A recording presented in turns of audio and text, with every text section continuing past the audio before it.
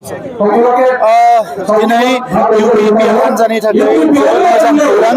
गोलाव सम बर' हारिखौ दैदेनबोनाय बर'नि मोनसे माहारि आफादाव गोलाव सम दैदेनगिरि बिबान रुजुबोनाय दिपेन बर' बिथाङा इउपिपिएल दोलोआव जयेन जादों।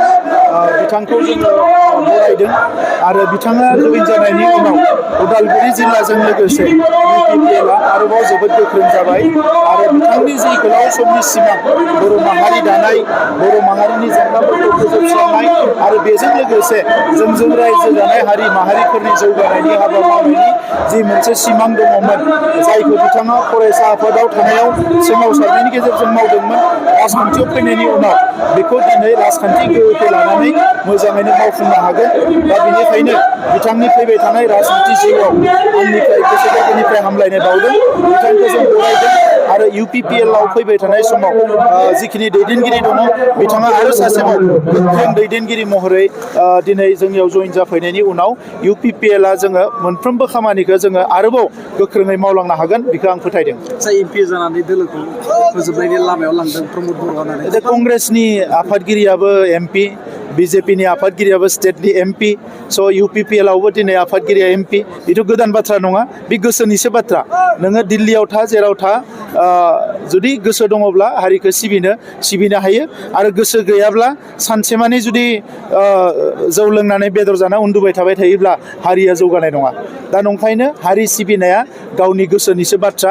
आंहा जिहेतु थांनाय 30 बोसोरनि बारा हारियाव खामानि मावनायनि मोनसे अभिगता, आं सरकारखौबो 5 बोसोर सालायबाय आरो दिनै जिहेतु जोंनि हारिया गोबां जेंना दङ, जोंहा 2 एमपि दङ आरो 3 एमपि जानाया जोंनि थाखाय, हारिनि थाखाय जारिमिनारि मोनसे घटना, बियो मोनसे जाथाय जे दिनैसिम उदांस्रि भारतआव बर'फ्रा 3 एमपि मोनाखैमोन, दिनै जों 3 एमपि मोनबाय आरो 3 एमपिया थांनाय बोसोर जिखिनि बाथ्रा एबा जिखिनि जोंहा जेंनाफ्रा सुस्रांजायाखैमोन, बेखौ जोङो लकसभा आरो राज्य सभायाव जयैनो गोख्रों मोनसे रल लानानै, बिफाव लानानै बेखौ जाफुंसार महर होनायनि थाखाय जों खामानि मावगोन आरो हारिनि जेंनाफोरखौ सुस्रांनायनि थाखाय जों अरायबो नेशनेल प्लेटफर्मखौ जोङो इउज खालामनो थाखाय एबा इनफ्लुयेन्स खालामनो थाखाय जों नाजागोन। बिजाथिखौ माला फोजोबगोन? सानसे साननि गेजेरावनो जोङो बिजाथिखौ फोजोबगोन। नैबे जिथु बयजोंबो सावरायजानाय उदालगुरि बेयाव माबायदि बिजाथिखौ होगोन? जिथु बे उदालगुरियाव दिनै दिपेन बर' बिथाङा जयेन जानायनि उनाव